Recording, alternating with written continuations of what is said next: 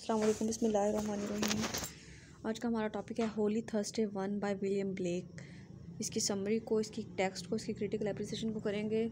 ये जो Holi Thursday poem है ये भी विलियम ब्लेक की टू पोइम्स हैं इस नेम की। एक सॉन्ग्स ऑफ इनोसेंस में से और सॉन्ग्स ऑफ एक्सपीरियंस में से है। जो होली थर्सडे 1 है इसे सॉन्ग्स ऑफ इनोसेंस कहते हैं और होली थर्सडे 2 को जो है सॉन्ग्स ऑफ एक्सपीरियंस में जो कहा जाता है। तो इसमें जो है अब पोइम को स्टार्ट करते हैं। Holy Thursday is the famous poem that William Blake wrote in his book called Songs of innocence in 1789 के होली थर्सडे पोइम को 1789 में लिखा था और इसका ताल्लुक सॉन्ग्स ऑफ इनोसेंस वाली बुक से है और ये एक बड़ी मशहूर पोइम है। It represents a ceremony known and as Ascension Day in England in the remembrance of when Jesus Christ enemies crucified him। असल में जो है ना ये पोइम एक वो ईसाइयों का एक ख़ास दिन होता है जो इंग्लैंड में उनके चर्च में जाके मनाया जाता है।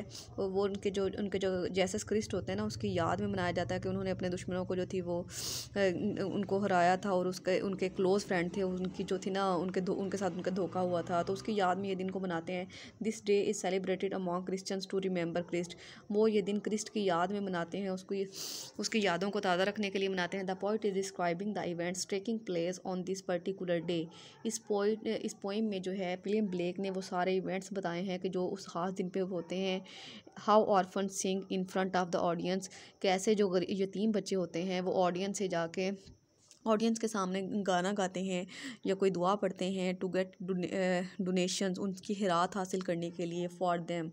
तो वो गाना गा के उनके सामने जो है तैयार होके जाते हैं और कोई हमद पढ़ के सुनाते हैं, कुछ नज़म सुनाते हैं जिसके बदले में वो लोग उनको खैरात देते हैं। Holy Thursday not only describes the celebration and orphans activities. Holi Thursday में सिर्फ विलियम ब्लेक ने इस तकरीब को बयान नहीं किया और इन यतीमों की एक्टिविटीज़ को ही बयान नहीं किया on Ascension Day, but also criticize the pathetic attitude of the charity organization and public towards the orphan. बल्कि उसके जो इनर लेवल पे वो हम एक मैसेज देना चाह रहा है जो कि वहाँ के चर्च के जो लोग होते हैं, जो वहाँ के निगरान होते हैं, उनका जो इन बच्चों के साथ, यतीम बच्चों के साथ रवैया होता है और आम पब्लिक का जो रवैया होता है उसको जो है वो दिखाने की कोशिश कर रहा है। स्ट्रक्चर ऑफ द पोइम देखते हैं। The Holi Thursday comprises of 3 stanza. इसके 3 स्टैंजा हैं, हर स्टैंजा की 4 लाइन्स हैं। The rhyme scheme of the poem is AABB। AABB का मतलब है, देखिए आपको फर्स्ट स्टैंजा है ना, फर्स्ट लाइन का जो एंड वाला वर्ड है क्लीन है और सेकंड लाइन का भी ग्रीन है, तो दोनों की सेम साउंड है तो वो AA है। और BB जैसे थर्ड लाइन का लास्ट वर्ड है स्नो एंड फोर्थ लाइन का है flow. Snow and flow same से साउंड देते हैं तो इसलिए उनको BB कहेंगे। Each line has 2 beats. The poem is in simple ballad form. Simple ballad form में वो पोइम होती है जो कि 4 स्टैंजा पे मुश्तमिल होती है, but the lines are longer than usual. लेकिन दूसरी पोइम्स की निस्बत इसकी लाइन्स जो हैं वो थोड़ी सी लेंथी हैं। तो अब स्टैंजा वाइज इसके एक्सप्लेनेशन को देखते हैं। टॉस का मतलब यहाँ पे इट वॉज है। On a Holy Thursday their innocent faces clean, the children walking 2 and 2 in red blue and green, grey headed beadles जो है ना यहाँ पे ऑफिसर्स की बात हो रही है जो उनके निगरान होते हैं चर्च के। वॉक बिफोर विद वैंड्स का मतलब होता है छड़ी। As white as snow till into the high dome of Paul's they like Thames water flow. Thames जो है यहाँ पे एक रिवर का नाम है कि मतलब इन बच्चों को जो है ना ऐसे कहा जा रहा है कि जैसे कोई दरियाए थेम्स है ना वो बह रहा होता है। In the first stanza of the Holy Thursday, the poet is describing the setting of the poem। Holi Thursday के फर्स्ट स्टैंजा में पोइट ने जो वहाँ के चर्च की जो सेटिंग थी उसके बारे में बताया है, but from an outsiders point of view, लेकिन बिल्कुल एक बाहर का पॉइंट ऑफ व्यू से कि यानी कोई अजनबी जब कोई उसको वहाँ की सरमनी को देख रहा होता है तो उसके माइंड में जो जो बातें आती हैं उस पॉइंट ऑफ व्यू से उसने इस पोइम को लिखा है। The events of the poem took place on the Holi Thursday. अब इस पोइम के जो इवेंट्स हैं वो किस किस तरह से वाक़ होते हैं। It is the Thursday before Easter. Easter से पहले की एक जुमेरात होती है, हैंस द नेम, जिसका नाम होली थर्सडे होता है। The poet says that on the Holi Thursday the children of the orphans were dressed up to march towards the church. कि होली थर्सडे में जो है जो यतीम बच्चे होते हैं उनको अच्छे लिबास पहना के एक मार्च की सूरत में लेके जाया जाता है to attract attention and gather charity, ताकि वो ऑडियंस की, वहाँ के पे इकट्ठे हुए अमीर लोगों की तवज्जो हासिल कर सके और उनसे खैरात हासिल कर सकें। The innocent faces of children were clean and they were wearing bright colors। अब उन बच्चों के जो चेहरे हैं वो बहुत साफ़ सुथरे और चमकते हुए नज़र आते हैं। As they march in perfect order, वो बिल्कुल एक परफेक्ट ऑर्डर में एक बड़ी लाइन में तरतीब से चल रहे होते हैं। Red, blue and green are also the main colours. उनके जो ड्रेसेस के कलर हैं वो पेयर की फॉर्म में जा रहे हैं। मतलब पहले जो 2 बच्चे आते हैं वो उन्होंने रेड ड्रेस पहना है, उसके बाद जो है ब्लू है, उसके बाद ग्रीन है। मतलब वो इस तरह से कलर वाइज एक बड़ा अच्छा सा जो इम्प्रेशन देते हुए जा रहे हैं। और also the main colours which merge to form whole spectrum of other colours, so it can also mean that the children were dressed in all kinds of colour. तो इसका ये मतलब भी हम ले सकते हैं कि यानी उनका जो कलर कॉम्बिनेशन है आने का वो इतना अच्छा है कि ऐसा लगता है कि उन बच्चों ने हर रंग का जो है लिबास पहना हुआ है। Now the first two lines of the poem might seem all happy and bright. तो अब लाइन स्टैंजा की जो पहली 2 लाइनें उनको तो देख के लगता है कि ये जो बच्चे हैं ना बड़े खुश हैं और बड़ा खुशगवार माहौल है। But there is an undertone to it, लेकिन इसमें जो है एक इसके बीनीथ भी मीनिंग है, इसका एक अंडर लेवल पे भी एक मीनिंग निकलता है। एन एलिमेंट ऑफ मॉक, एक मजाकिया कह लें या तंजिया कह लें। As the poet is pointing out the attire of orphans, he is also directing readers mind towards the fact. अब वो जो है ना उन जो यतीमों के साथ जो सलूक होता है ना असल में उसको बताना चाह रहा है। वो रीडर्स की जो तवज्जो है उस हकीकत की तरफ लेके जाना चाह रहा है। That this children are not always like this. वो कहता है कि ये बच्चे हमेशा ऐसे नहीं दिखते, हमेशा इनकी सूरत हाल ऐसी नहीं होती। He is trying to make us realise that they are tidied up. वो कहता है कि इनको तो सिर्फ वक्ती तौर पे सजाया गया है, स्पेशली फॉर दिस मार्च, इस मार्च के लिए, to gain attention and charity, ताकि ये लोग जो है ना लोगों की तवज्जो और खैरात हासिल कर सकें। On normal days beadles do not care for them much. लेकिन वो कहता है कि आम दिनों में ये जो बेडल्स हैं, ये जो इनके ऑफिसर इनके इतने अच्छे बन रहे हैं, इनके सगे बन रहे हैं, इनकी कोई परवाह नहीं करते। In the last 2 lines of stanza, poet tells us how the old beadles walk in front of the orphans. अब एंड की जो 2 लाइनें हैं ना उसमें वो कहता है कि जो उनके ऑफिसर्स हैं ना उन्होंने वाइट कलर की छड़ी पकड़ी हुई है और उनको जो है ना बड़ी तरतीब से उनकी सुपरविजन करते हुए, उनकी निगरानी करते हुए उनको लेके जा रहे हैं। With bands as white as snow, मतलब जो उनकी छड़ी है बिल्कुल बर्फ़ जैसी वाइट है। इन देयर हैंड्स, उनके हाथों में। It means that they are directing children along the roads. इसका मतलब है कि वो बच्चों को हदायत दे रहे हैं कि सड़क पे कैसे चलना है। विद स्टिक के साथ। एंड स्नो इज़ कोल्ड, जैसा कि बर्फ़ की तरह ठंडी होती है। The authority is strict and cold. वो ये दिखाना चाह रहे हैं कि उन पर जो है बहुत अच्छे से निगरानी की जाती है और वो जो है उनके साथ स्ट्रिक्ट भी होते हैं, उनका ख्याल रखते हैं और उनके साथ उनका बिहेवियर बहुत कोल्ड होता है, बहुत सॉफ्ट होता है। The children are moving as swiftly and in order towards the church as river Thames flow. वो कहता है कि नहीं ये जो बच्चे हैं ना इतनी तरतीब के साथ, इतने लाइन वाइज जो है इतने अच्छे से चल रहे हैं कि ऐसे लग रहा है कि ये जो है जैसे कोई दरिया होता है ना, थैम्स रिवर, ये स्पेलिंग ठीक कर लें, थैम्स है यहाँ पे THAMES, कि जैसे जो है ना वो रिवर थैम्स जो है वो बह रहा होता है। The poet is trying two point out the deceiving appearance of people. जो पोइट है, जो विलियम ब्लेक है, वो लोगों की धोखाधही को पॉइंट आउट करने की कोशिश कर रहा है। Just as other people act a certain way to gain their interest, the beadles are pretending to be nice to children to get charity. वो कहता है कि ये लोग जो है ना ये जो आज सारा कुछ कर रहे हैं इस मार्च के लिए, ये सिर्फ इनका जो मकसद है वो लोगों की तवज्जो हासिल करना है। और ये जो ऑफिसर जो इतने अच्छे बन रहे हैं इनके लिए, ये सिर्फ ये सारा कुछ खैरात हासिल करने के लिए कर रहे हैं ताकि ऑडियंस से खैरात हासिल कर सकें। अब सेकंड स्टैंजा पे आते हैं। Oh, what a multitude! They seemed these flowers of London town, seated in companies, they sit with radiance all their own. The hum of multitude was there, but multitude of lamps, thousands of little boys and girls raising their innocent hands. अब second stanza में the poet rates that now when the children are inside the church, कि अब second stanza में कहता है कि अब ये जो बच्चे हैं ना ये चर्च के अंदर जो है दाखिल हो चुके हैं एंड सिटीज, और इनको इनकी जगह पे बिठा दिया गया है। They look like beautiful flowers. ये बच्चे जो है ना देखने में बिल्कुल फूलों की तरह खूबसूरत लग रहे हैं। Gathered from all around London, जो इनको पूरे लंदन से इकट्ठा करके लाया गया है। The poet is comparing the children with flowers as both are beautiful but fragile. Fragile का मतलब होता है वीक, नाजुक एंड शॉर्ट लिव्ड। वो कहता है कि वो पोइट जो है ना इन बच्चों को फूलों से इसलिए कंपैरिजन कर रहा है कि क्योंकि ये बच्चे फूलों की तरह खूबसूरत भी हैं और नाजुक भी हैं। The condition in which the children are right now is temporary. वो भी ये बताना चाह रहा है कि ये जो बच्चों की इतनी खूबसूरत हालत नज़र आ रही है ये सिर्फ आर्जी है, ये सिर्फ दिखावा है। As soon as the ceremony end, जैसे ही ये सेरेमनी ख़त्म होगी, ये तकरीब ख़त्म होगी, they will return to their orphanage, उनको वापस उनके यतीम खाने ले जाया जाएगा। And leave the same miserable life that an orphan can, और उनके साथ वही सलूक किया जाएगा, वही उनकी बदहाल ज़िंदगी होगी जो कि एक यतीम की होती है।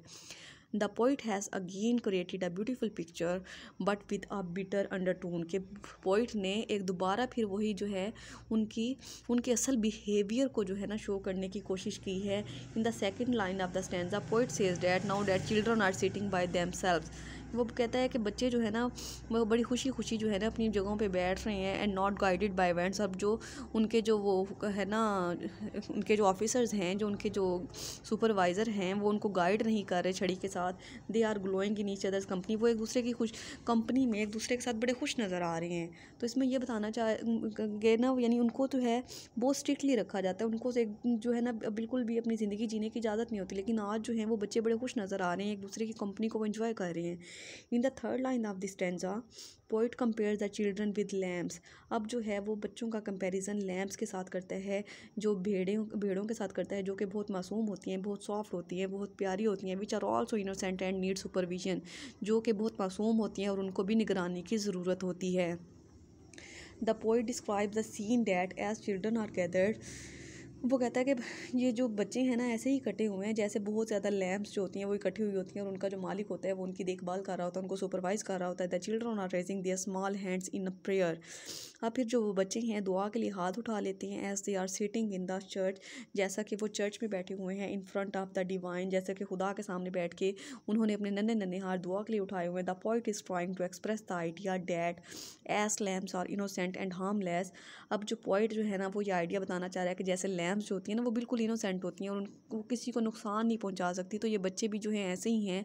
These children are also pure, ये बच्चे भी बिल्कुल मुखलिस हैं, खालिस हैं। And so are loved by the divine, और खुदा भी इनसे बहुत बेतहाशा मोहब्बत करता है।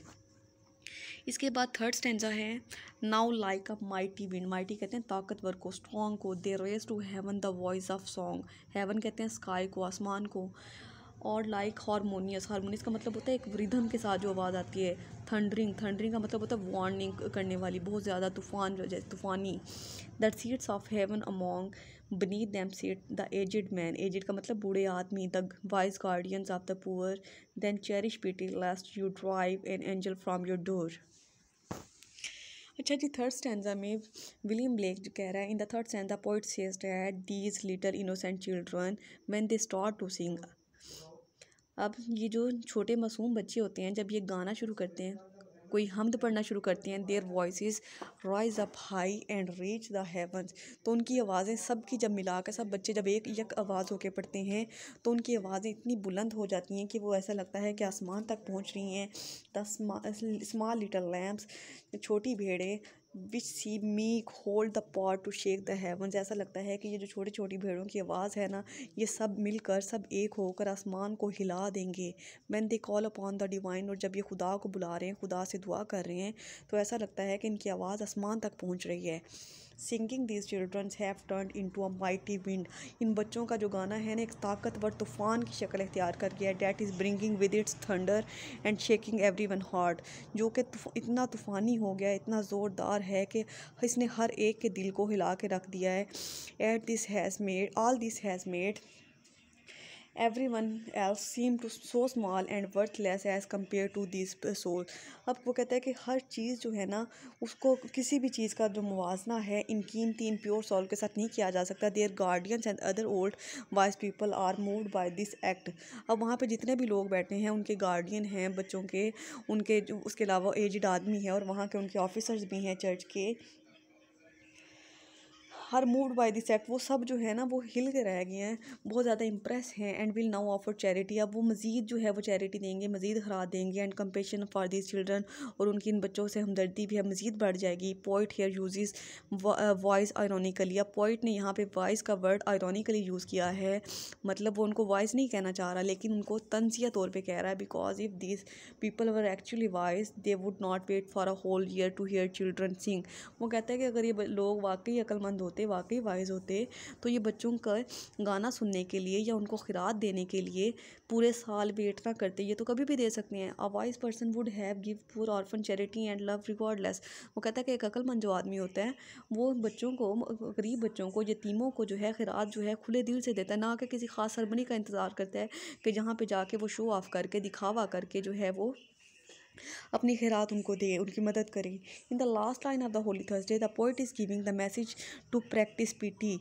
के लास्ट लाइन में पोइट ने हमें पैगाम दिया है कि हर इंसान को जो है पीटी की प्रैक्टिस करनी चाहिए। He says that you are giving charity to these kids right now. वो कहता है कि अब तो तुम इन बच्चों को खैरात दे रहे हो, but what would be your response if one of them showed up at your door begging. वो कहते हैं कि अगर इनमें से जितने बच्चे बैठे हैं इनमें से कोई भी बच्चा अगर तुम्हारे दरवाजे पे, तुम्हारे घर पे मांगने आ जाता है, तो तब भी क्या तुम्हारा ये रिस्पॉन्स होता है? तब तो तुम उनको धुतकार देते हो, उनको डांट देते हो, उनको जो है झिड़क के भेज देते हो। Why can you not be kind and have pity in your heart for these angels all year around. वो कहता है कि तुम इन बच्चों के साथ, इन फरिश्तों के साथ, इन मासूम बच्चों के साथ पूरा साल इस तरह से हमदर्द क्यों नहीं रहते? इसी दिन पे क्यों होते हो? Why only on this day? सिर्फ इसी दिन पे क्यों? Why only after being touched by their singing? क्या सिर्फ इनके गाने से मुतासिर होते हो तुम? The poet indirectly in this poem to provoke the thought and to make people realize their wrong behavior towards orphan। ये पोइट ने जो है ना लोगों को इस बात पे उकसाया है कि उनका बच्चों के साथ, यतीम बच्चों के साथ बिहेवियर बहुत गलत है। And poor raises all this question. और वो कहता है कि ये सवाल उठता है कि वो पूरे साल कहाँ होते हैं, कि आज वो जब सारी दुनिया इकट्ठी हुई है तो वहाँ पे आके वो खैरात कर रहे हैं। Blake is teaching us that if a child has come to us in need. वो कहते हैं कि अगर हमारे पास कोई बच्चा ज़रूरत में आता है, कुछ मांगने के लिए आता है, the last we can do is to show them pity. तो हमारा काम बनता है कि हम उसको उसको उसकी उस पर तर्स खाएँ, उसकी हेल्प करें, and treat them with love, और उससे मोहब्बत से पेश आएँ।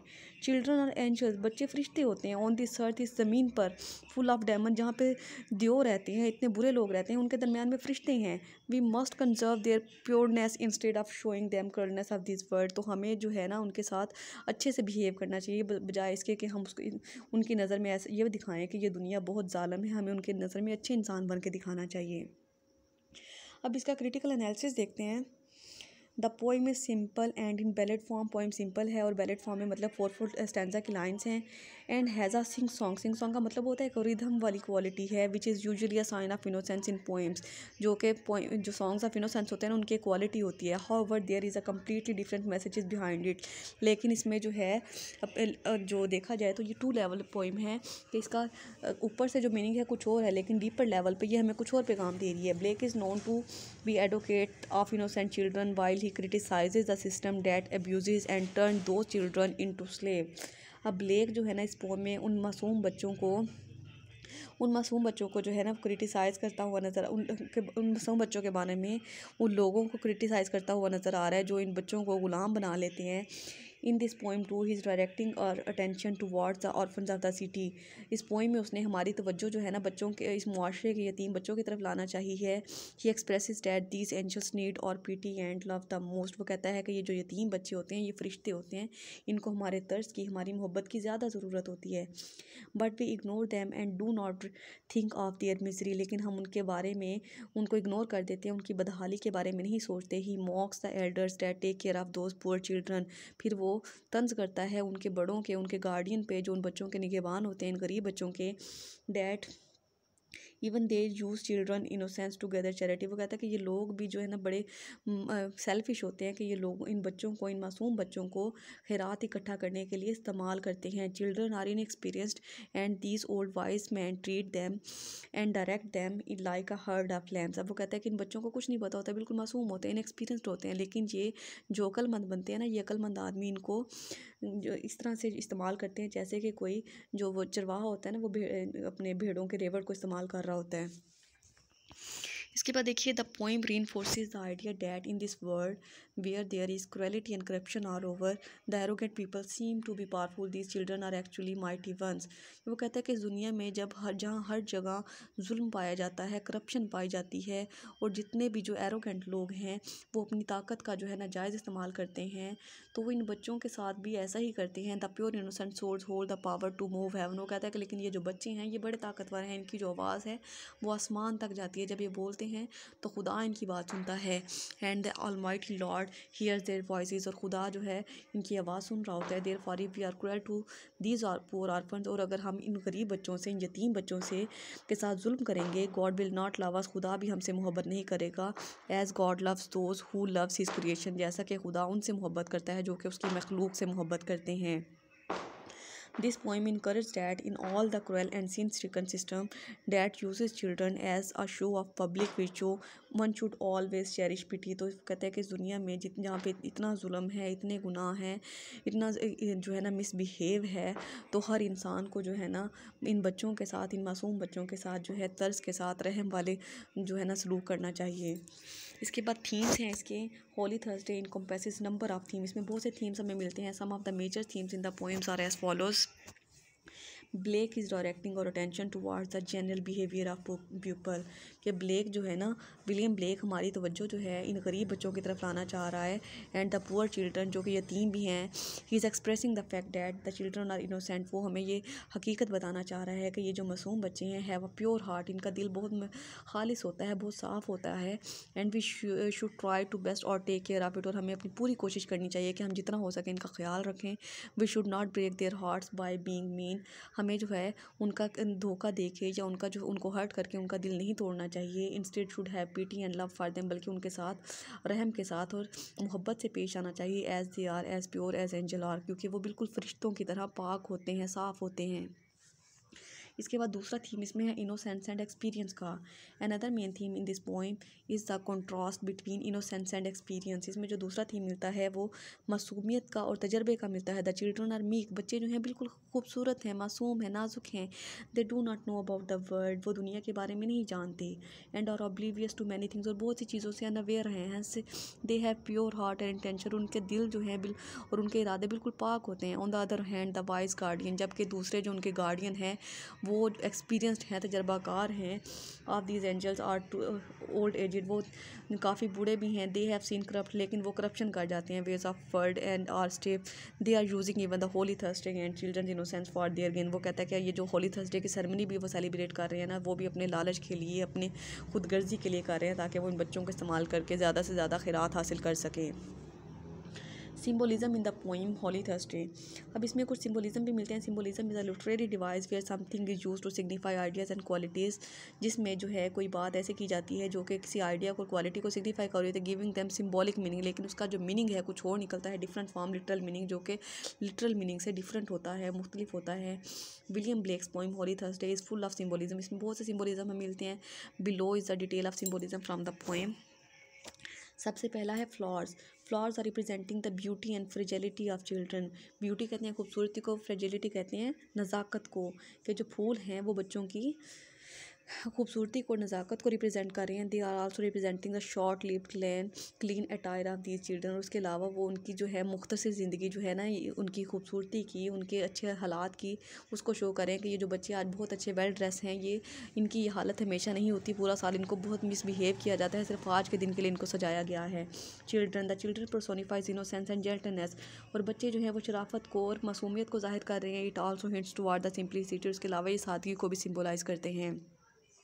Lamps, the metaphor of lambs is linking the children directly to Christ lamb. अब ये जो लैम्प का इस्तेमाल किया गया है ना, ये क्रिस्ट लैम्प की बात हो रही है। Lambs are symbol of innocence and meekness, के लैम्प्स भी जो हैं वो मासूमियत का और जो है ना नज़ाकत का सिंबल होते हैं। The children voices are also childish just like a lamb's voice, और बच्चों की जो आवाज़ें हैं ना बिल्कुल लैम्प्स की वॉइस की तरह बचकाना सी हैं, बहुत नरम सी हैं, बहुत सॉफ्ट सी हैं। आगे माइटी विंड और थंडर, ये बहुत ज़्यादा ताकतवर जो हवा होती है या तूफ़ान होता है। It refers to the power of God, इस ये किसको सिम्बलाइज़ कर रहा है, खुदा की पावर को सिम्बलाइज़ कर रहा है। Meaning it is something powerful, कि कोई चीज़ बहुत ताकतवर है। Most probably the Holy Spirit that resides in the souls of these assembled children. वो कहता है कि जब ये सब बच्चे मिलकर एक आवाज़ होकर जो पढ़ रहे हैं, जो दुआ कर रहे हैं, इनकी आवाज़ जो है इतनी पावरफुल हो गई है कि आसमान तक जा रही है, खुदा तक पहुँच रही है। The scene is more emphasized by thundering since it is always taken as the wrath of God. इसके अलावा ये जो थंडरिंग का वर्ड है, इसको खुदा के गज़ब के तौर पे भी इस्तेमाल किया गया है। वो इसको खुदा के गज़ब को भी सिम्बलाइज़ कर रहा है, खुदा के गुस्से को सिम्बलाइज़ कर रहा है। It can also symbolise that if we are not kind to these tiny angels, कि अगर हम जो है इन छोटे बच्चों के साथ नन्हे फरिश्तों के साथ रहम दिली से पेश नहीं आएंगे। The wrath of God will fall upon us, तो खुदा के गज़ब का शिकार हो जाएंगे। The poem Holi Thursday from the songs of innocent describe the ceremonies happening on this day. तो इस पोइम में जो है ना होली थर्सडे में इस दिन सिर्फ हमें इस दिन की सेरेमनीज़ के बारे में नहीं बताया गया। The orphans are exhibited before the public, कि इन गरीबों को जो है, इन यतीमों की जो है ना नुमाइश की जाती है पब्लिक के सामने for extracting money from them, ताकि वो लोग उनसे पैसे निकलवा सकें, खैरात इकट्ठी कर सकें। इसके बाद कंक्लूजन में हम ये कह सकते हैं, to conclude we can say that holy Thursday is not a simple poem describing the procession arrival singing and sermon, कि इस पोएम में सिर्फ होली थर्सडे की इवेंट्स की बात नहीं हुई, वहाँ के सरमनी की बात नहीं हुई, वहाँ पे बच्चों के आने की, उनके गाने की और उनके खुतबे की बात नहीं हुई, happening of the orphans on that particular day, but it exposes the miseries of the orphans. बल्कि विलियम ब्लेक ने उन बच्चों की जो बदतरीन हालत होती है, उन यतीम बच्चों की, उसको बताने की कोशिश की है। And criticise the attitude of charity organisation, और जो चैरिटी ऑर्गेनाइजेशन होती हैं, जो खैराती इदारे होते हैं, उनको क्रिटिसाइज़ किया है। And also the society towards orphan, और मुआशरे के सलूक को बताया है कि ये जो मुआशरा है, ये यतीमों के साथ इसका सलूक कितना बुरा होता है, और ये आज के दिन जो है होली थर्सडे पे कितने अच्छे बन रहे होते हैं, सिर्फ हर चीज़ का दिखावा कर रहे होते हैं। आई होप सो कि आपको इस लेक्चर की बहुत अच्छे से समझ आ गया। अगर वीडियो अच्छी लगे तो लाइक कमेंट एंड शेयर ज़रूर करें। अल्लाह हाफ़िज़।